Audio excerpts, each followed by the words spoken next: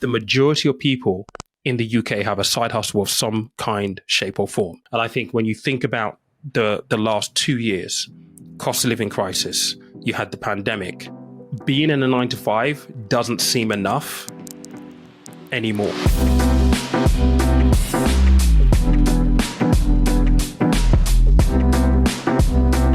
Hello, my name is Max. Welcome to Black Income Creators podcast. And today we're with Peter Komolafe. Yes, I don't know if I said it that correctly. is right. What I'll do is I'll allow Peter to introduce himself. He's multi-talented, so I think it's best if you introduce yourself and tell people what it is that you do. Yeah, sure. So I'm Peter Komolafe. I'm a financial advisor. I qualified as a financial advisor in 2016, a mortgage advisor a year after that. So I've advised people on investments and mortgages, but my 15-year career in financial services spanned across retail banking, so paying in money for folks at the counter in a bank, updating their accounts. I started off in a building society, actually, so it used to be the old passbook. And I went to customer-facing roles there. I then went from retail banking into corporate banking, which is where you work with businesses to help them raise capital, run their businesses well. And then in 2012, I moved to wealth management, which is all about the investment world, investment, pensions, bonds, all this sexy stuff that I had no clue about when I was like a child.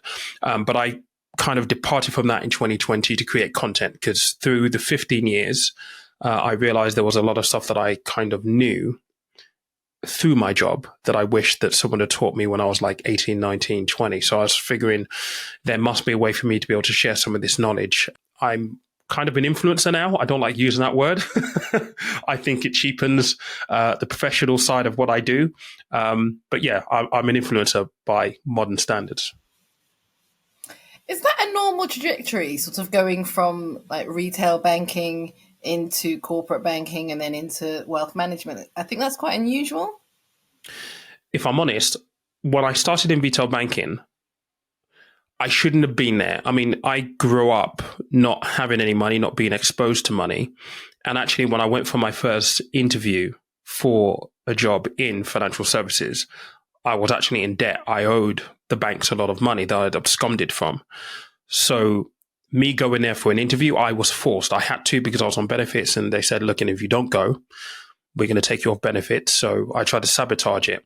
So when I started in retail banking, I didn't actually really know what I was going to do. I just thought I'm going to be here for a short period of time and then I'll find something else to do.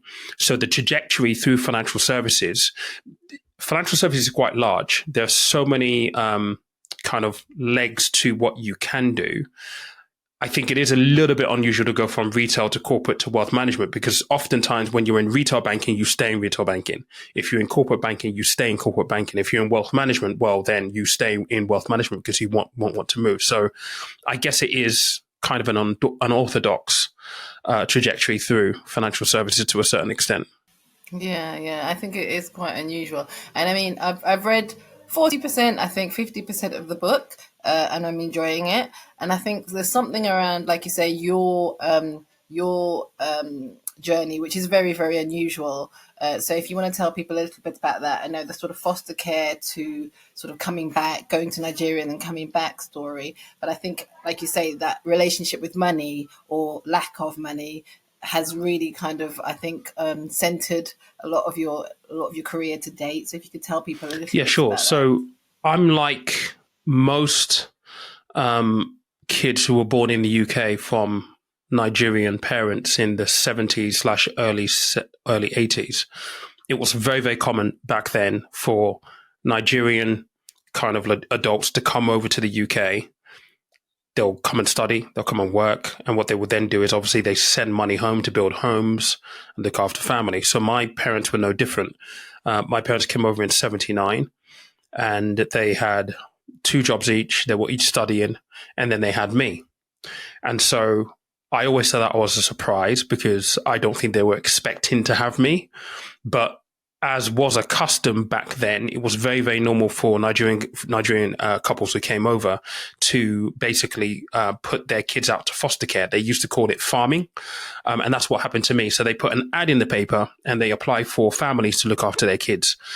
So that's what happened with me, and I was put with a foster family from when I was 3 months all the way up until when I was 8 years old. And during that 8 year period, I saw my mum and dad in the summer, maybe for 2 weeks each year. But most of the time I was with this white foster family in Hastings, East Sussex.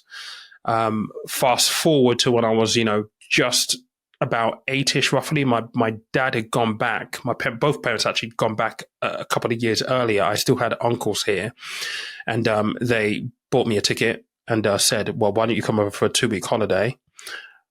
When I was a kid, I wanted to be a pilot. So the idea of going on a plane for the first time was like, get me on a plane. At least I've got to ask the pilot, see if I can see the cockpit. Very, very excited. But that 2-week holiday essentially turned into kind of like 10 years out there. I finished my primary school education out there and my secondary school education out there. It was a bit of a shock. I mean, I'm 8 years old, counting down the days to come back to the UK and to be told, nah, you're not going anywhere. I mean, huge shock to the system. Especially from a cultural point of view, because, I'm 8 years old with English sensibilities, now in Oshogbo in Nigeria,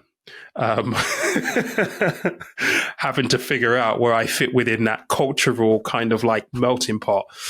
My dad wanted me to be a medical doctor. So when I actually finished secondary school when I was 16. So at that point, my parents had moved. We were in Lagos at that point in time. So I spent 2 years in limbo. And that limbo was, well, does he go to university here? Or do we find a way to get him back to the UK? And my parents, they were not affluent at all in any way, shape of the word. So even buying a plane ticket for me to come back was a big deal, a really, really big deal. So I was in limbo for 2 years whilst they kind of tried to figure out like, okay, what do we do with him? Do we send him to university here, or, does he go back to the UK? He's going to have more opportunity in the UK because I have a UK passport. And then one day my dad came back and goes, well, you need to be prepared because in 4 days time, you're getting on a plane and you're going back to the UK. He then came back 2 days later and goes, we've moved your flight up, pack your bags, you're going. You've got 2 hours. I was 17, just turning 18 at that point. And they gave me £50. I packed my suitcase. They put me on a plane and I was sent back to my foster parents who I left 10 years prior, and they had no idea I was coming back. So I was very lucky. That was the bit of the book that kind of sort of made me stop and think, because, you've got the 50 quid. You put on a plane by yourself and you're sort of, having to make your way over to Hastings, which isn't that easy back then. It's not like now where you've got the internet and you can look things up and check, So you get there. You're not even sure if they still live there. Luckily, they still do. But then I think one of the things that you mentioned was around spending, because Twix is one of my favorite chocolates. So spending that money on chocolate, because, it's like you don't think about how long 50 quid's going to last you at 18, or the concept of money wasn't there. When I was growing up, I love chocolates. So to all of a sudden to be taken from this environment where chocolates and, these things were just normal, to a place where there were no chocolates at all. And then I'm there for 10 years. I mean, like I said, my parents were not affluent in any way, shape or form. We never really had any positive money conversations at home. If anything at all, money would always be a cause for anxiety and worry, because it never seemed to go far enough. We didn't have enough. So this idea of having £50 in my pocket, I was like, okay, I'm going to go buy some chocolates first and foremost, because I've missed this for the past 10 years, not really understanding the fact that actually, hang on a second, you're in a country that, yes, but you don't really know as an adult, because you're now an adult. You're going to have to find a job. You're going to have to pay rent. I mean, we'll come on to homelessness in a moment. One of the reasons why I ended up homeless was because I just didn't understand budgeting. I didn't understand I've got to pay my rent. I'm like, I had no concept of how money actually functioned. So it was definitely a big learning curve for sure. And I think it's interesting because you talk about sort of like being on benefits and stuff like that. And it's changed a lot. The system has changed a lot. But by then you did have to jump through quite a lot of hoops to sort of, sustain benefits. 100%. You had to do certain things, and like you said, and I don't know that people really think that when they think the UK system. They just think, oh yeah, people are given money to, But I remember coming back to this country and having to go to the job centre to look for a job, and Yeah. then people at the jobs being surprised that I turned up for the interview. Yeah. Yeah. So, we just thought you were here to take. Yeah. Yeah. So I think that's it. So you could come back, you're 18, obviously your foster parents are quite surprised to see you. And then you sort of end up homeless. Yeah. So, I mean, my foster parents were great. They were amazing. Luckily, they still lived at the same place. And funny enough, when I'm being put on this plane and given 50 quid, I'm kind of excited because I'd spent 2 years looking at planes because we were under a flight path. I would see them coming into land. And I spent 2 years just visualizing myself wishing to get back on a plane. So the fact that I was getting on the plane to come back was like, oh my God, this is amazing. I'm excited. It wasn't until I kind of like, we were approaching the landing at Heathrow that it kind of dawned on me that, hang on a second, if my foster parents don't live there, what am I going to do? Where am I going to go? And all the way going through customs, I got on the train. And like you said, you couldn't just Google Maps or anything then. I had the address. And then I knew that I had to get on a train. So get on a train to Hastings, East Sussex, right? Luckily, they were there. And I waited all day for them because I didn't understand. They were at work. I landed like in the morning. I got there mid-afternoon. So obviously they were at work, but it didn't occur to me. So I get there, knock on the door, they're not there. And luckily, a neighbor recognized me, took me in. They were very, very gracious in the fact that they actually took me in. I mean, they hadn't heard from me for 10 years. I found out 3 years ago that they found out that I was in Nigeria 2 months after the fact from a friend of a friend. So considering they hadn't heard from me for 10 years, they were gracious. They took me in. And again, they're not wealthy. So I was a burden, and I was kind of aware that I was a burden, but my foster dad kind of helped me get my papers, helped me get my foot in the door, helped me get my first job. And then from that point onwards, it was very much kind of like, okay, you got to kind of learn this adulting thing on your own now. You can't really afford to fall back on anyone. And so, yeah, I'm really, really grateful for them, to them for what they did, because they didn't have to. They could have just been like, we don't remember you, and off you go. But they didn't. And, I'm thankful for that. Yeah, there's a difference between a 3-month-old and even an 8-year-old in terms of like cuteness and, dependability, and then an 18-year-old, a man effectively in their eyes coming in. And so, no, they did, that is kudos to them for still providing you with some support at that time, because like you say, they didn't have to. So yeah, I can see the gratitude. And so then you end up homeless, I think. Like you said, is it because of just things like rent arrears and not managing your budgets properly? I never had my own money up until that point where I was given 50 quid, right? So I'm like, okay, I can buy things. So I just went to go buy things. Like, this is what you do. So with the first job, I managed to get into kind of like a house share, flat share, got paid. But again, I didn't understand. I've got to pay rent on this day. And if I don't pay rent, the other people the rent isn't whole for the rest of the people that are in the apartment. And I just didn't understand it. It did not compute. And so I ended up getting kicked out. And I didn't want to go back to my foster parents and be like, can you take me in again? So I'm like, I don't really want to do that. I can't really phone home and be like, okay, I'm homeless. Can you help me? I did kind of ask, and the response wasn't the response that you would expect. It wasn't the response that you would expect. And to be honest, that response has stuck with me till today.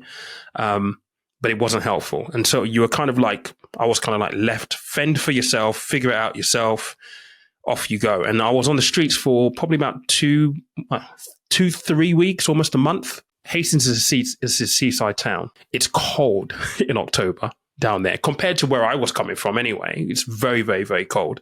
And so, trying to find warmth, trying to find somewhere safe to sleep, that becomes a real challenge. And what people don't often realize is, for people who are on the street a lot of the time, you spend the day trying to move around, get yourself together.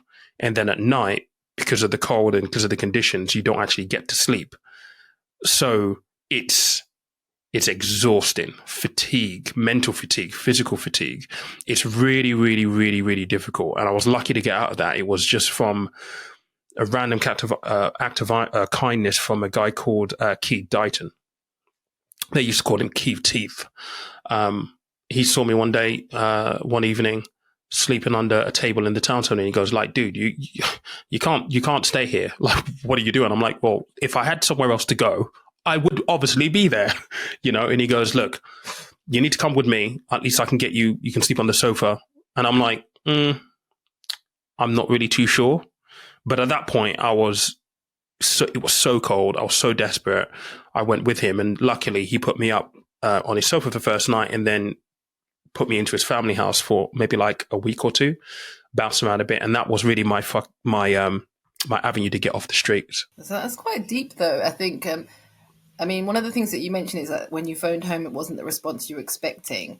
And I have a lot of people, Africans who have that black tax thing where actually they're expecting you to support them financially. So there is no way for you to go and ask them for money because they're like, well, hold on, you're the cash cow that we were hoping would be giving us money. That right there was drilled into me from when I was like 12 years old. So, the reality is I have 3 older brothers, but I'm the only one born in the UK. So I have a UK passport. I have access to opportunity. And I think from their point of view, they sent me back to leverage the opportunity that I have. And they told me from when I was like 12, 13 years old that, you're going to be the one who's going to kind of have to help your brothers and kind of help us because you have access to more opportunity. And so when you do make that phone call and say, look, I'm really, I'm stuck. I'm in real trouble. And they say, we'll pray for you. That's not the response you need. And like I said, it sticks with me till today. I remember that vividly. We'll pray for you. And I'm like, I'm on the streets. It's cold. Like, I've had instances where people would try and spit on you or piss on you.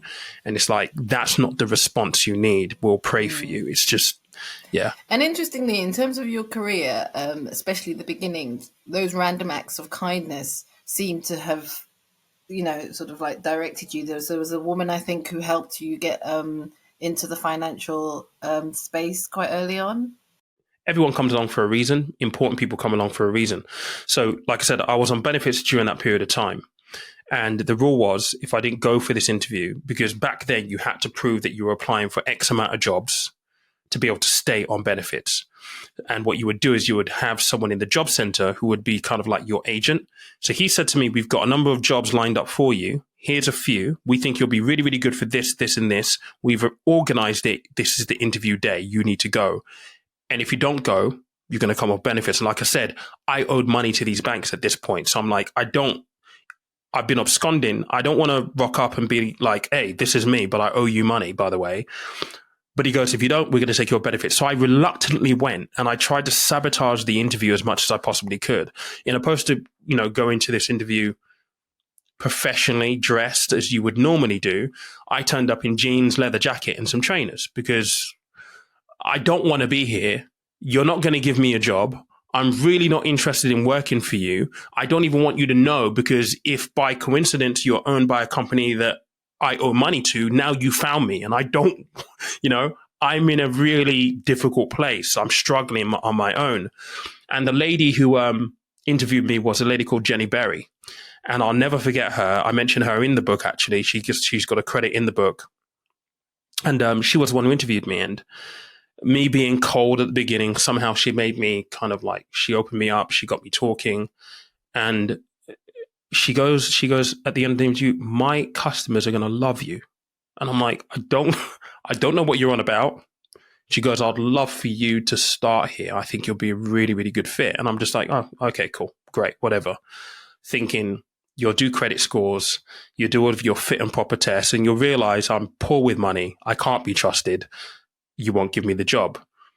But fast forward like a few weeks, I did get the job. Everything came back clear. So I'm like, okay, back then, if you worked in a building society or a bank, it was financial services. It was a good career path. It was prestigious, like to work for an organization in financial services. So I'm like, okay, look, this could be a good thing. We'll see what happens. So I started there, and really that was the beginning of kind of like all of the lessons that I've learned that kind of culminates to what I do now. Well, like you say, it's just those random acts of kindness that helped get you to where you are now, and you can't explain or fathom why they happened when they happened, but they did, and like you say, it's part of that journey. Okay, so in terms of something like getting out of debt, because I think that's overwhelming for a lot of people. So they're sitting there, they've got a debt, usually from their student days, if not from just sort of like their first adulting days. Like you say, very few people know how to adult well at the beginning. They're not taught how to adult. How would you advise somebody at that beginning stage of their getting out of debt journey? Yeah, I mean, I think it's important to have a clear distinction. I mean, things like student debt and stuff like that, I mean, it doesn't really impact you as much. So you would categorize student debt as almost as good debt because at least you've acquired a degree that could help you earn money into a career at some point. I think it's really important to have a distinction between your good debt and your bad debt. So all of the bad debts will be overdrafts, credit cards, personal loans, car finance, those kind of things that end up costing you more money, that don't necessarily add to your net worth or increase your income. Those are toxic debt. And I carried this for 15 years. I carried it for a very, very long time. And one of the things that typically happens when you're struggling with debt in that way is, you start to, and it's common, it's in behavioral science, it's called the ostrich effect. You bury your head in the sand and you just think, this will go away. It will just magically go away. It never does though. And having lived through it, the longer you do that, the worse it basically gets. So the first thing, and this is the thing that I had to do, is you may feel, and at least I felt, that if I start opening these statements and looking at these numbers, I'm going to realize how much of a deep of a hole I'm in. And that has to be the first step, because you have to look at that paper. You have to have a look at that number. And something strange happened for me. By looking at it, I was like, actually, it's not bad. It's not as bad as I thought it was. And I know that I can do something to fix this. And I think that's the first thing. It's the acknowledgement of, okay, I'm here. I messed up. It's my fault. Now I've got to deal with it. I think that's the first juncture. And that's really, really hard to do, because you're effectively admitting that as an adult, you messed up. And somehow you dug yourself into a hole. And oftentimes we don't want to burden that blame on ourselves, that we did this to ourselves. It has to be somebody else's fault, right? So why do we want to burden it and admit to ourselves, yeah, I did this. And I think that's the first thing. It's just the acknowledgement of, you are where you are. You got here, but you're here now. There's nothing you can do about it. So the only way out, or the only outcome, has got to be up. If you're down here, the only way is up. And that's really an important juncture. And I think you have to start there first as a moment of realization, because in that moment you decide to take action. I think there is a sense of shame, especially if you're looking at your peers and saying, well, they don't seem to be in the same predicament as I am, and not understanding that they probably are, or they have bank of mum and dad, or they have other resources that you're not aware of. So you're looking at it and thinking, how am I so stupid? But nobody teaches things like getting your first credit card or checkbook, etc., and talking about what that really looks like, and compounded interest. Nobody really. Well, you guys are talking about it now for the first, but I think there's that lack of education leads to a lot of shame, and then a lot more of that ostrich effect of people sort of just burying their head and like, I won't open this envelope because I can't face the numbers. For sure. I was probably the only one in my friends group who didn't actually have a car, couldn't drive. And when I look at them, they were being given cars and deposits for cars by their mums and their parents. If you find yourself in that kind of scenario, and I think many people will from our background or from a similar background to me, you automatically then have these seeds of, okay, I need to keep up with these people. which is keeping up with the Joneses. And that's even worse, because what that does, it drives you even deeper into that debt hole.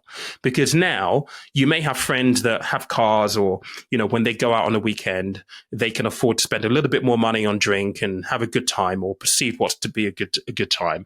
And if you don't have that kind of money or those kind of resources, and you're struggling with debt, because you already have that drain on your income, you want to keep up. So you end up taking out more debt just to keep up. And it's a vicious cycle. So it's not conducive in any way, shape, or form. And the unfortunate thing is, you're not fully thinking rationally. You're not making rational decisions. It's so hard to do. But then you have social pressure. And in my day, there was no Instagram, there was no Facebook. So God knows how these kids feel now. When you pick up your phone and everyone around you is doing bigger things, driving better cars and going to different places, better places than you are, the social pressure that you have to deal with as well is also is crushing. Mm. And I think in the book, you do talk about sort of budgeting as the foundation to ensuring that people are able to become a little bit more aware around their finances. Where would you say, for example, someone that's looking to, I don't know, transition out of PAYE into entrepreneurship or business, what does that look like? Because I think it's something that people don't realize, like how much of a drop you can take when you're going into entrepreneurship initially. You really have to be prepared for it. I mean, look, if you do not have runway, and when I say runway, I mean you have a good amount of money set aside that could fund you for at least 6 months, do not even think about it. A lot of people will try to transition from a 9-to-5 into like entrepreneurship or their own business. And what they will do is they'll try and fund it through credit cards and overdrafts. I think, look, that is always a viable option, but I just think it's the wrong option for you. The journey of an entrepreneur is hard enough. You've got to think about, what products, service you're providing. You've got to think about how you're going to mold your marketing and the language to reach people. Then you've got to think about the strategy that sits behind that. And then you have to develop that strategy, or launch it, start speaking to people. And if you're in the social media age, you then have to worry about, okay, how do I do this on TikTok or on Instagram? And how do I make it effective? How do I build a sales funnel beyond it? That's just to get money in. Okay. And then when the money comes in, you then have to be acutely or have the acumen enough to understand business finance, how you're going to structure it within your business, how you're going to pay yourself corporation tax, VAT if you're registered, your personal tax situations, where you're going to understand all of that. And then you're going to then go burden yourself with the fact of, I didn't do this with my own money. I use an overdraft or a credit card that I now have to pay back. It adds an additional level of stress that you don't need. And so when I often speak to entrepreneurs who are in the space and they're looking at making this transition, I always try and get them to think ahead, plan your exit as much as you possibly can, and be disciplined. I mean, for me, I started this in 2020, and I had a significant amount of money put aside to make sure that I could give it a go for a year. And the target was, look, if I believe what I know is valuable, that people would listen, but I have no idea. I had no idea how I was going to monetize it. And in the first year, I made zero money. But I was like, okay, I've got a year to really give it a go. And luckily, it's worked out for the best, but I funded it on my own. So let's just say I didn't fund it on my own. And that year in savings, I had about maybe 30,000, 35,000 that funded me during that period of time. Imagine if I'd taken out a loan for £35,000 to fund the business. And bear in mind, there's no guarantees after the first year that it even begins. I mean, I started making money in the second year. I literally went from zero in the first year to about 120 in the second year. It's just from that to that. Crazy. But there was no guarantees. Was that the funnel? Was that the thing of like, especially with social media and content-driven entrepreneurship, there is that build-up, that need. So there's enough content out there. There's enough of a sort of brand before it hits. It does typically go from sort of zero to where people assume that they'll be making like 5,000 every month straight away. And you're like, no, that's not how it works. The first year for me was all about just putting content out and getting used to the fact, because I didn't want to put my face to things. And a friend of mine, Mike, he said, listen, you should put your face to it because you don't look like a typical financial advisor. And so people will listen to you because of that, because they'll be interested in, okay, how did this dude become a financial advisor and what is he actually doing? Because I'm not an old white guy in a suit talking about the markets and money in general. And he was right, because that kind of allowed people, I pulled my own tribe, if you will. So the first year was all about putting videos out, getting used to being on camera, finding my own style, and just delivering as much value as possible. It wasn't until the second year that I think I launched my investment course. That took off, and then brands came calling and were like, okay, we want to work with you. And that's what really propelled me from 0 to like 120 that second year. And do you think, I think that's the thing. So I had a conversation yesterday with Courtney Daniela Boateng, and she was saying, build the community first, and then your products and services that, you know, serve the community. Do you think that year of building that community really helped because you actually had an audience and knew what the audience needed? So when you created your course or wrote your book, you kind of knew what you had to speak to. The way I've always thought about what I do on social media, I think is maybe a little bit unique to the way other people have approached it or the way people would typically approach it. In that first year, I wasn't necessarily focused on building a community as such. I just wanted to put videos out that contained information that I wish someone had taught me when I was 18, 19 years old. That was it. And then obviously as the videos go up, you kind of get a feeling for what kind of works and what isn't working. So unconsciously you double down, or at least I doubled down on the things that I knew people were watching, because the comment section were telling me, what about this? What about that? So I'd produce the videos off the back of that. So by the end of the first year, I think I'd been in a position where people kind of trusted what I say and knew that I wouldn't BS. I'm not there to BS people, even to today. Like, people will talk about investing and say, you know, you can make this money in over this period of time. No, like, investing is not an overnight get rich quick scheme. And I'll tell you the truth about it. And even if you don't want to hear it, but that's what my channel's about. It's about being truthful. And I think people kind of understood that, yeah, there will be lots of other videos on YouTube that will hype up this stock and say you can 10x overnight. And if they come to me, I'll be like, listen, I'll dissect it. This is what they're doing. This is what's happening. If you want to do it, go do it. But this is what you should be aware of. And I think people kind of trusted me for that. So I inadvertently built a community as a byproduct of that. But it wasn't my intention to do so from the outset. And I suppose that in terms of that, it may not have been an intentional community, but you had that constant feedback, like you say. So someone would say, actually, what about this? And how does this work, etc. In terms of investment, that's an interesting one, because I think a lot of the time, what you see on YouTube is a lot of short-term investing, day trading, etc. And people get really excited about it, how to make, $1 million in a year, that kind of stuff. But realistically, how does somebody get into investing, and what should they be thinking about when they're thinking about investing? We could talk about this for hours, because this really is my wheelhouse. I think when you think about investing, it's really important to understand the fundamental basics behind it. YouTube will tell you that investing is all about putting your money into something and letting it grow. But they don't tell you that you have to let it grow over the course of time, which means it's a long-term strategy. YouTube is very, very good at hyping up these short-term, high-risk approaches that people end up getting stung for, and a lot of them end up being scams. I think you need to understand the basics first and foremost. And when you think about the basics, I am a qualified financial advisor. I've gone through exams because I've advised people on their own money. And as a financial advisor, there are things that you have to do. Those are the things that I talk about on the YouTube channel, and when I talk about on my investment course, and in any setting where I'm asked about investing. You have to understand those fundamental principles. The reality is, unfortunately, because of social media, people don't necessarily want to understand those principles because it's not quick enough. And you can't cheat this. You just can't.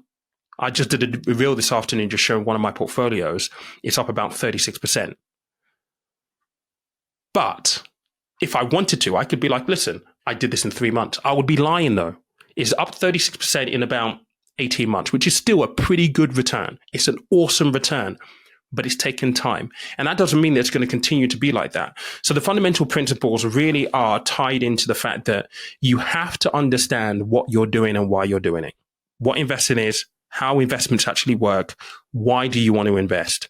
Being really, really clear on that is important. Understanding something called timeline theory. So the idea that if you're investing for a long period of time, you can afford to up the risk scale. So you can invest in riskier things because typically speaking, riskier assets or riskier strategies have the potential for higher return, but they also have the potential for higher losses. So you've got to balance that out.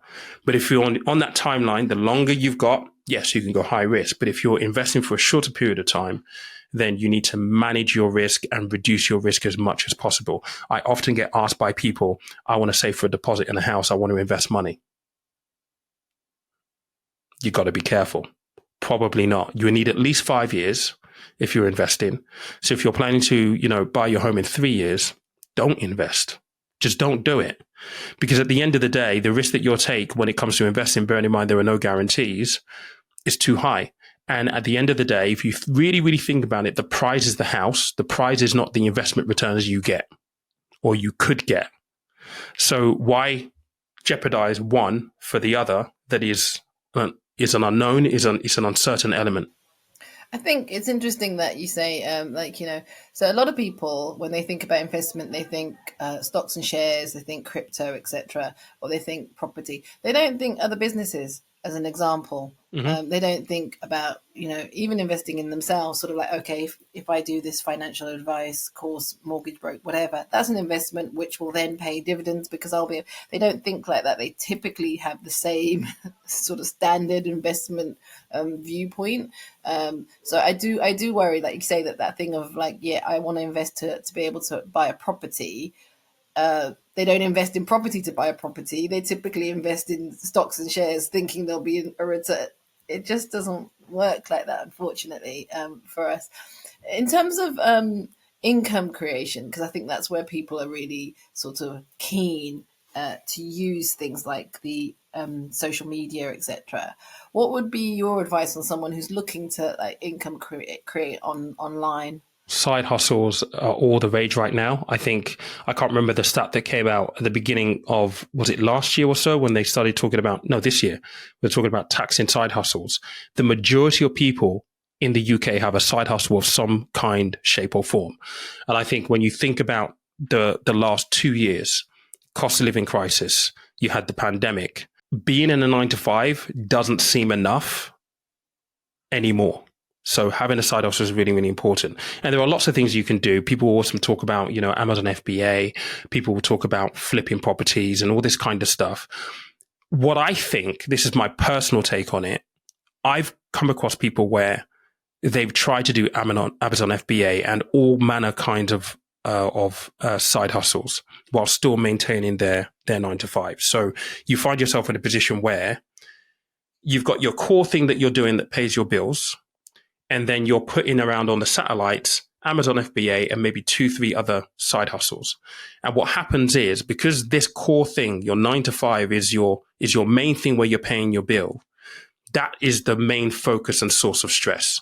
So when you're trying to do all of these side hustles around the periphery here, if they're not kicking off and working quickly enough, the stress that this combined picture causes is too much for people to deal with. And for that reason, a lot of people just be like, actually, you know what? I'm done. I don't want to do it anymore. I personally believe that if you can develop a side hustle that you are innately drawn to. So for example, for me, it was all around my skill set. I was always very, very good from when I had that first job explaining how interest works. And saying, if you put money here, it's going to give you this. You can take that money, go pay for a holiday, and your capital is still intact. I've always been very, very good at that. So for me, it was like, okay, I've learned all this stuff. I'm going to try and develop it into a business, and I'm going to start doing this. And I think if you can tie it into something that you care about, that you're passionate about, that has more legs, because hopefully you're going to enjoy and you'll get fulfillment from that thing that you have an innate attraction for.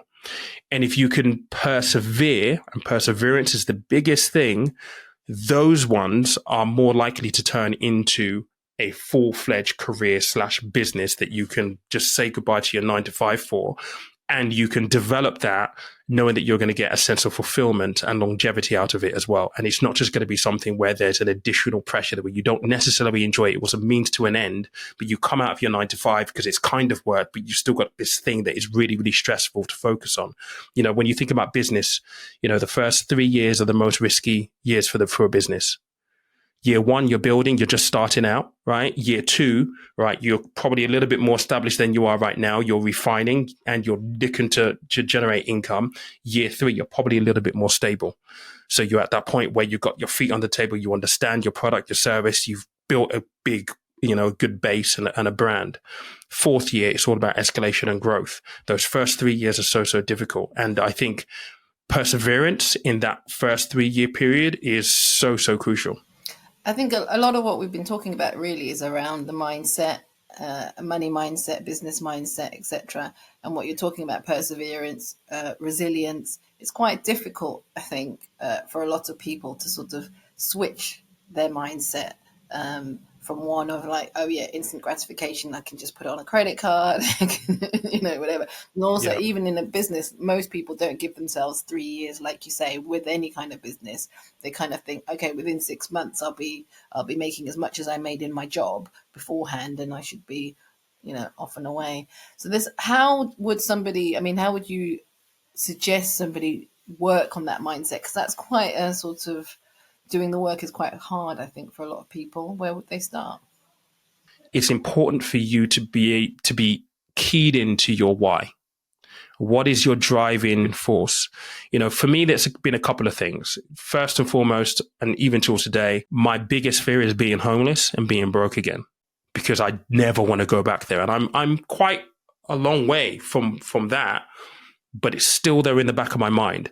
And for me, I've used it as this kind of driving force to really exploit and take advantage of opportunities. I ended up in Canary Wharf, without a university degree, I might add as well, which is unbelievably hard to do. But I started as a telephone boy, and in 5 years went from a telephone boy to the executive team. And that takes mindset, number one, resolve, fortitude, because I've been told no, and I don't take no for an answer lightly. But it's also being able to understand that you're in a system. You got to figure out how the system works, and you got to figure out how to leverage that system to your own advantage. And that in itself is a skill set, because you've got to be really tuned in, not just to your environment, but you also need to be tuned into here as well. Like, how do you apply yourself, and so on and so forth. And so I think you have to be keyed into your why. You have to understand what you're doing this for. Because if you don't have a reason for going to work or starting a business, it's like getting in a car without any destination. What are you doing? You're just driving around until you run out of petrol. What's the point, right? So what is the point? And I think if you can key into that, that is the foundational block to a resilient mindset. Yeah. And I think, like your book, you take people through that. Like I say, you go through sort of like what you need to do at the beginning and, like building on it. And I think your course does the same thing. So people can shift their mindsets. I know what you're saying about actually you're born with a certain type of mindset and you're nurtured through a certain type of mindset. But I think people can learn to change their mindsets a bit, especially around things like debt, etc. They can sort of okay, I don't need to borrow 50,000 to start my business. I could. The idea of the wheel of life is you're going to have a look at, 8 to 9 areas of your life. What matters to you? How would you score yourself? What's the most important one? It doesn't matter what you want to do. It costs money. So if you want to, for example, have a better balance of life, you want to have better recreation in life, you want to spend more time with family, more time traveling, you're going to need money to supplement a wage or a job that you might have to cut 2 days from, right? So in the finance world, it then delves into those 6 areas to say, look, where are you performing well? Where are you not performing well? How would you score yourself? How do you improve? And the idea of the timeline is if you can, plot out 3 key things from the wheel of life to say, I want to improve this. And you get really specific around, okay, I want to improve my relationship with family and friends by meeting up more or doing more, and you have specific things down to it, you can put that on a timeline. And you can say, right, this is what my goal, this is what my why is going to be for the next 3, 6, or 12 months. That's the whole point. But I strongly believe that people still, and it's no fault of their own, people still wake up in the morning, they go to work, and they're in this rat race, and they still have no idea what they actually want. What are you doing this for? Why? Why are you waking up? What do you actually want out of this? I think there's a large section of the population that still have no idea. And the minute you can get clear on that, it gives you purpose. It gives you a focal point. It's something to really drive towards. Sometimes the journey in it of itself is a lesson. It's not just like, oh, how can I save more? How can I do that? Just to me, and it's actually seeing someone else's journey and thinking, okay, well, maybe I'm not as far off as I thought I would be. The journey is the most important part. And I think it's really, really important that you don't just wish for the end destination. According to social media, you want to be a millionaire or a billionaire. And imagine someone just, you wake up one morning, boom, you're a billionaire. What do you think you would feel like? Obviously, there'll be that initial happiness, elation, exhilaration. Oh my God, I can buy whatever it is. But it's the journey where you build character. You have that sense of achievement, and there's nothing that replaces a sense of achievement, that self-belief that it engenders in you around, I made this happen. I did this, me. That growth that happens in the journey is worth more than the money that you could ever accumulate. And I think oftentimes we wish away the journey for the end result, and the end result is nothing without the journey. I would just say that, if you were handed everything you wanted without the journey, you'd probably fritter it away, because it has no true value at the end of the day, because you didn't really have to work for it. And that's where value and fulfillment comes from. I think that's where you find lottery winners, within a year or two, they've spent all their lottery wins, or they've given it away, but not in a meaningful way. They've sort of just given it away to friends and family because they just don't know what to do with it. They haven't earned it. They haven't kind of, when you're earning money, then you become more conscious of, okay, this is how I'm going to spend when I do make that profit. I'm going to put some back in. I'm going to do this. It's very kind of layered. Lottery winners, a lot of the time, they're just like, I don't know what to do. I don't know where to start with this. It's overwhelming. It's like, I can buy a house and a car, and then what? What do I do? Go on a few holidays. And I think there is a lesson in that, even just for the wider people, in terms of, even if you did, work for your money, and this commonly happens. We see it with footballers. We see it with, just normal people who work. If you've come from earning very, very little, and you find yourself in a position where you're earning a lot of money, it is almost default human behavior that you splurge and you spend a lot of that money because you've never had it before. It's a novelty. And so for a lot of people, they'll go out, and I did this, I'll go out and buy things that I've £1,000 on a pair of trainers. Hey, why not? It sounds absolutely absurd, and it is absolutely absurd, but I can, so I will, because I can, right? We all get into that. I think the key is understanding circumstances change, and they can change quick. So it's really, really important to be grounded in your why. You get to a point where you're earning good money. The most important question you should be asking is, right, how do I make this money work as hard as I can to set me up so I have financial security and financial stability? Not, what was that first thing that I saw my rappers wearing in the music videos like I did? Oh, a Louis belt. Louis belt. I'm going to go buy a Louis belt. No, it's the wrong way to look at it. Like, it's the wrong way to look at it. I can tell you from experience, the Louis belts don't last. You'll have it for like a year or two. You might lose it. And then what? I spent £1,000 on a pair of trainers that I've worn like literally 7 times. They're really uncomfortable. £1,000.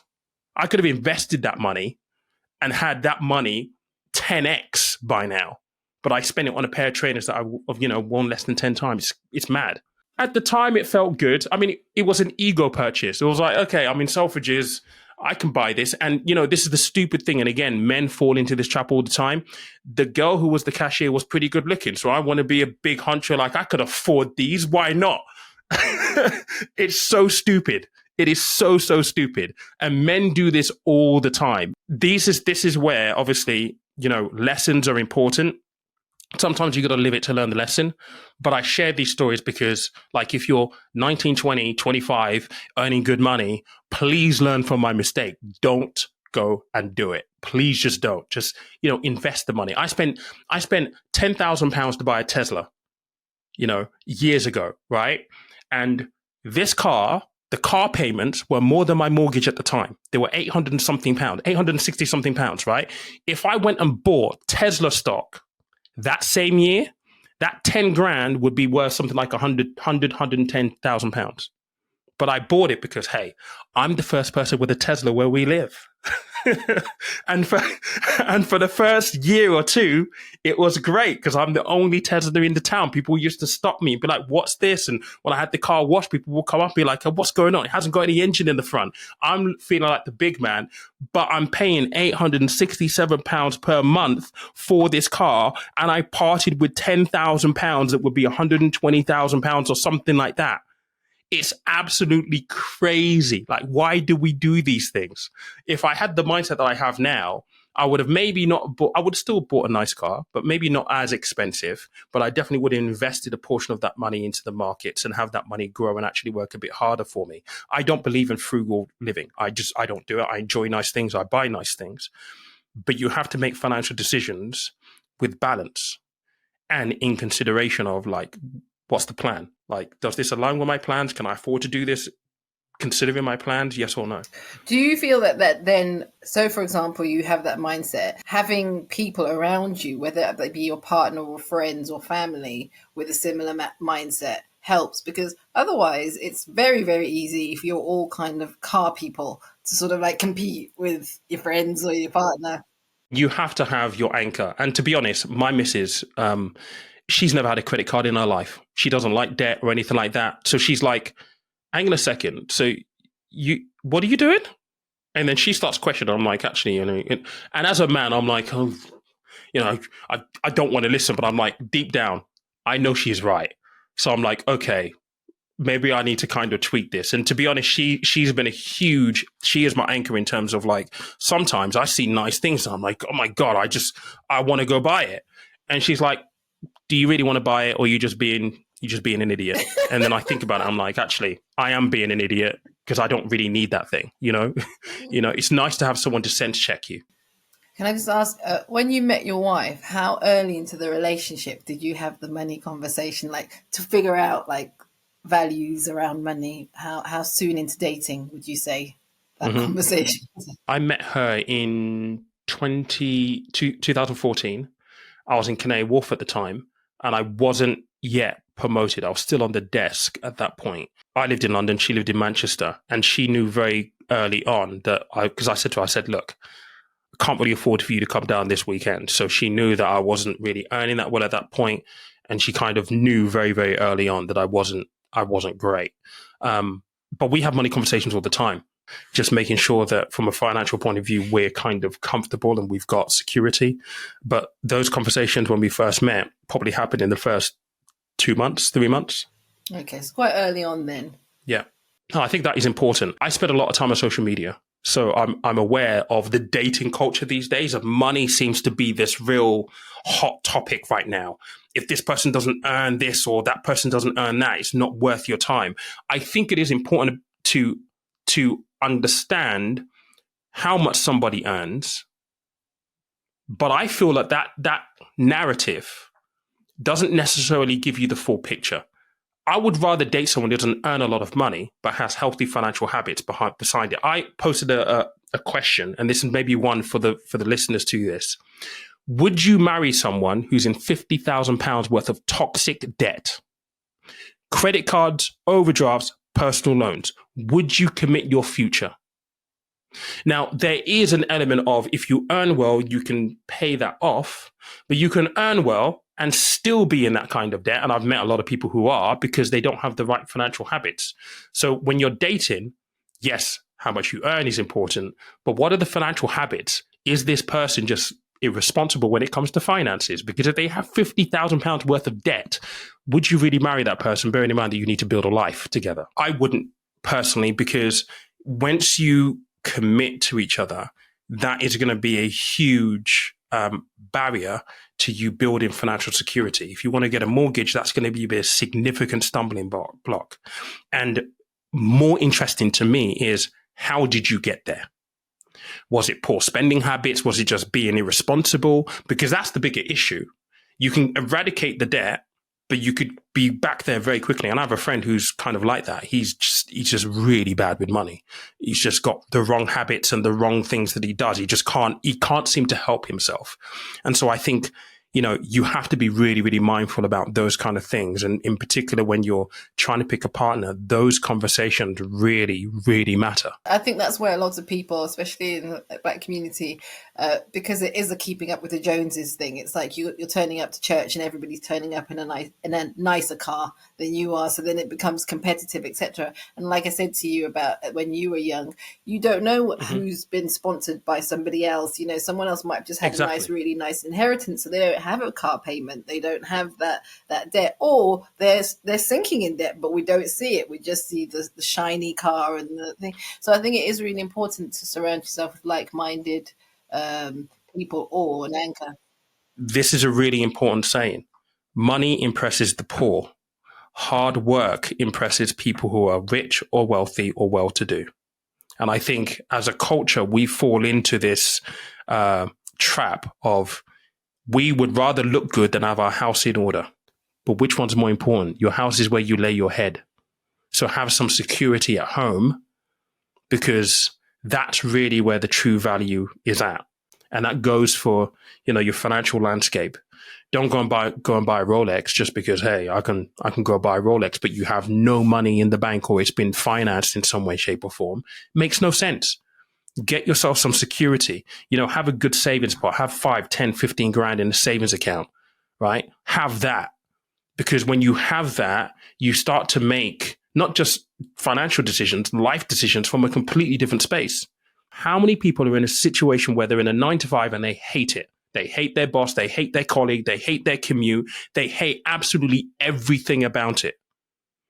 But they can't leave because they've got mortgage, rent, overdraft, credit card, personal loans, car finance to pay. They can't leave. They're trapped. That is the rat race, right? That is the trap itself. Why would you go to work 9-to-5 every single day, particularly if you hate it, to receive your paycheck every single month and then just fritter it away? Why would you do that? Surely the most logical thing to do is to say, okay, you know what? I hate this. I need to get out of this position and be like, right, how do I plot my exit? How do I plot my exit to start my own business, to go into an entrepreneurial effort of my own? How do you do that? And it's going to take time. It's going to take work, but you better off start early than never start at all, because starting off early at least gives you an exit date. If you never start, you're never going to have an exit date, and you're always going to be jumping from fire pan to fire, because you're going from one job desperate to get into a new environment, which may even be worse, but you didn't really care because you just wanted to get out of here. It is about being intentional and knowing what you're doing all of this for. And I think that helps with things like financial well-being, because a lot of people, they are stressed about money all of the time. And, that's blood pressure, that's all sorts of other health issues that suddenly come up because you're stressed about, about money. So I think what I've taken away from this is that there's something, you alluded to the mental health at the beginning. Do you know what I mean? That it can affect your mental health. But I think there's something around mental well-being, mindset, and, purpose, the why, which is really key for me in terms of, if people have that sorted, then everything else falls into place. There are pillars to financial well-being. And the first pillar is control over your day-to-day money, budgeting. Control over your day-to-day money. If you don't have a good control over your day-to-day money, you're always worried about whether or not the paycheck goes far enough. And that in itself heaps on pressure. Now, if you're in that situation and you're still having to fund debt, overdrafts, credit cards, personal loans, that heaps on even more, and then another element of a pillar to financial well-being is being able to deal with financial shocks. You lose your job, someone goes sick, or you can't work. then what happens? Because you're already struggling with financial management, making that money go further enough. If you've got debt, you've got to service that. Now your income source, your ability to earn has been taken away from you through no fault of your own. That's where you get depression, anxiety kick in. You've got to understand your budget. You have to have a good handle over that. If you can avoid debt as much as you possibly can, particularly bad debt. The third one is save early. And saving early is all about getting that habit of putting 10% of what you earn each month aside. And that can go into an emergency fund starting, so you have an element of financial security that you're starting to build. And then you jump into investments. And it's sequential for that reason, because it's the way you need to do it. It's the way that's transformed my finances. But I think we don't get taught any of this in school. And I think as adults, we learn through trial and error. And sometimes we don't know the right sequence to go in. We firefight a lot of the time, right? So we don't think about something until actually, I need something. I need a credit card. I need a credit card. So you just go look for a solution. You don't think about what are the consequences of my budget here is tight. I just need this to solve this problem. That is never conducive to any healthy financial decisions.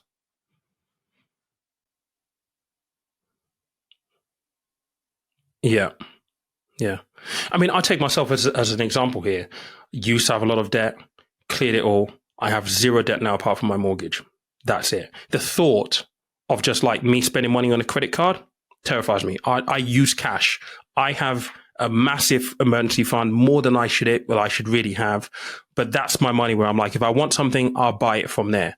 And then obviously I then work to be able to make sure I can build that up. But I don't use credit cards. I don't have personal loans. I don't have overdrafts. I haven't had anything like that now for the past 10 years. The thought of being in debt again, it terrifies me, because it's a join to being homeless and being broke. And for me, it's just one of those things where I don't want to get to again. And I think that's important, because for someone who has struggled with debt, you can be clear of it, but it does take a mindset shift. And that's really, really important. It is anchored to what we've been speaking about, knowing what you're doing all of this for. Speaking of purpose, what's in store for you in the next sort of 6 to 12 months? What are you focused on? Oh, wow. Okay. I've got a huge thing happening personally. We're moving. We're moving country. We're moving to Dubai. There's a very, very exciting project that I've been approached to work on. So really, for the rest of this year, I'm back and forth between Dubai, then in January, making the full move out there. So that is kind of all consuming right now for me, because it's a big it's a big move. We hope it's going to be a more permanent one. We've been going there for some time now. We've been going there for like 10 years, and we have friends out there. So it's partly to have a bit of a different kind of like lifestyle and way of life, but also because they're such a burgeoning new kind of like economy. They have systems set up, but there's lots of holes in their systems, which presents a lot of opportunities. There's lots of stuff that you can build to fit into what they're looking to build on that longer term picture. So I've been asked to work on a project potentially that could be really, really big in the financial education space. And I'm really excited about that. So hopefully it will be a longer term thing, but I don't know just yet. But that's what's on the horizon in the immediate short term. Okay, well, good luck with that. And would you ever think about doing anything on the continent? Maybe going back to Lagos, or is that something where you're like, yeah, I just go see family and come home? You know what? I've not been back for some time. I've not been back for a while now. I mean, if the opportunity came up, then yes. I mean, I have been approached to be like, why don't you come and work doing this? But part of me is like, I'm not really sure. And this is purely because of my experiences when I was younger being there. It's kind of like, I don't really know. But you can never say never, I guess. I think the continent has a lot of opportunities because of the way things have panned out now. And so, yeah, it could be something that I would do in the future. But if something concrete comes up, then possibly. No, that makes a lot of sense. And in terms of like how people can find you, where is best? I know you've got a website, etc., but where's best around socials, etc.? Instagram is probably best because I'm more active on there. And I do respond to DMs on there. It might take me a while because I get so many, but I do respond. So DMs are probably going to be the easiest. And that's just Conversation of Money, which is my company name. Thank you, Peter. That's been really, really interesting, actually, from my perspective, because I think, like I say, I'm more into people's journeys, and I think people learn better from stories as opposed to just advice. I mean, the advice is there; it's on your website, it's in the book, it's on the course, so people can, dip into that as well. But I think actually hearing you speak about it has really clarified it for me in terms of your journey. So thank you.